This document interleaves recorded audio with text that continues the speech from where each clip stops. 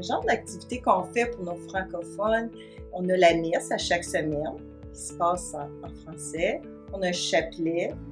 On a la tire Sainte-Catherine, la musicothérapie, le bingo, une activité très, très populaire ici au foyer.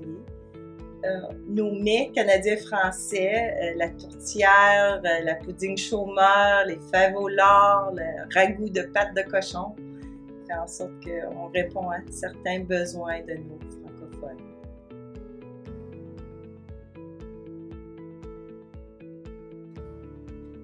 Les gens sont incités à participer, à tirer la tire, ça leur rappelle des bons souvenirs. L'activité est animée par un bénévole francophone qui vient à chaque année faire cette belle activité-là avec eux.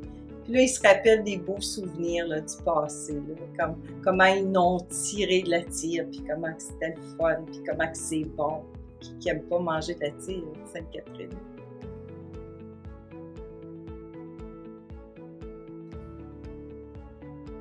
La musicothérapie, c'est une activité intéressante où les résidents ont la chance de ventiler leurs émotions dans leur langue maternelle, de chanter dans leur langue maternelle, puis de se remémorer des souvenirs du passé.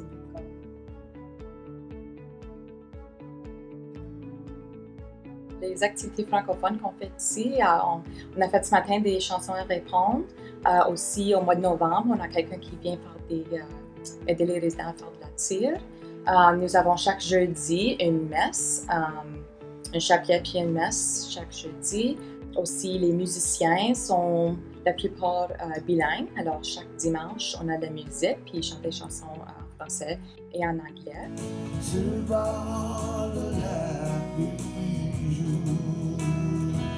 Alors, ce matin, on a fait un groupe de chansons à répondre. On avait un musicien francophone qui est venu chanter des chansons françaises pour les résidents.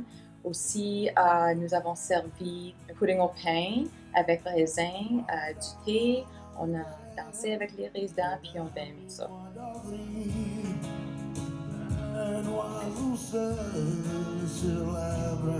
Très, très beau, bien intéressant. C'était bon pour toutes nous autres pour danser. Et puis, j'espère qu'on aille encore. J'aime le plaisir. J'aime bien la musique française parce que ma mère était française.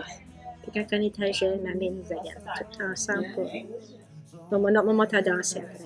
Je sais bien, on a dit ça.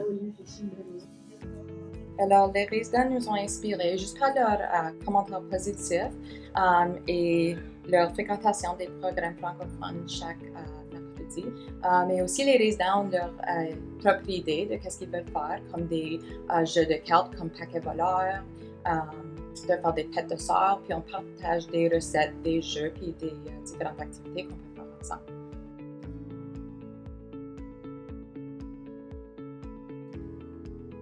Cette année, pour les activités adaptées pour les francophones, j'ai plusieurs activités planifiées. Pour la Saint-Jean-Baptiste, j'aimerais ça faire des crêpes minces pour les résidents. Pour le mois de septembre, la journée francophonie, j'aimerais ça faire un bricolage avec les résidents puis écouter de la musique française. Au courant de l'année, j'ai beaucoup de musique française. C'est tous des volontaires qui viennent chanter pour nous autres, pour Noël, la fête des mères, la fête des pères. Puis aussi, au mois de juin, il y a un barbecue que la ville prépare, puis c'est tout ici. Puis j'ai quelqu'un qui vient chanter des chansons françaises. J'ai l'école Georges Vanier aussi, qui viennent chanter des chansons pour nos résidents. Puis au mois de mars, j'aimerais ça faire des fêtes de sœurs avec les résidents. Puis au mois de juillet, on fait des queues de castor, puis c'est quelque chose qui aime bien gros. Avant, je faisais mes calendriers d'activités, puis je les faisais tout en anglais. Puis j'ai eu un résident qui m'a demandé de le faire en français, qui était une excellente idée. Fait que maintenant, je fais mes calendriers en français et une copie en anglais. Puis tous mes résidents francophones, je leur donne un calendrier français qui apprécient beaucoup.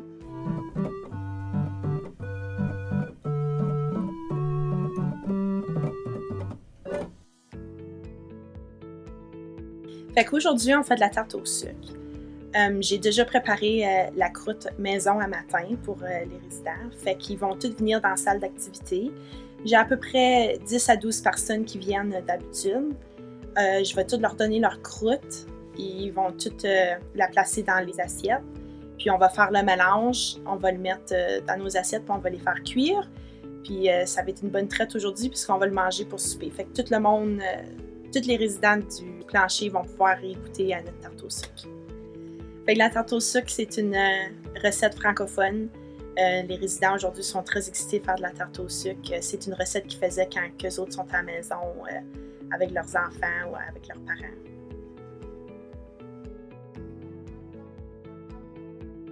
Dans les foyers de longue durée, nous avons développé au cours des années des projets ponctuels qui répondaient à un besoin pressant. Alors, je vais vous donner comme un exemple.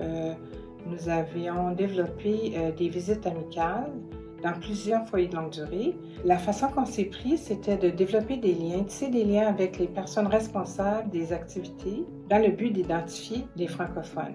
On a rencontré plusieurs personnes francophones au cours des années qui n'étaient pas nécessairement identifiées comme francophones.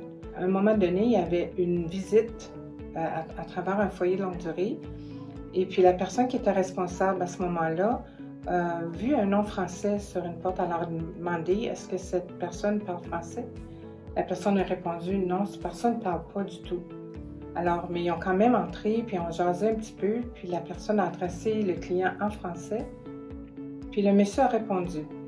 Alors, la dame qui s'occupait du foyer a dit « Cet homme n'a pas parlé depuis 2 ans. » Alors, c'était vraiment une façon de reconnecter avec cet homme-là, puis lui procurer des visites amicales qui lui ont beaucoup aidé à sortir de son isolement.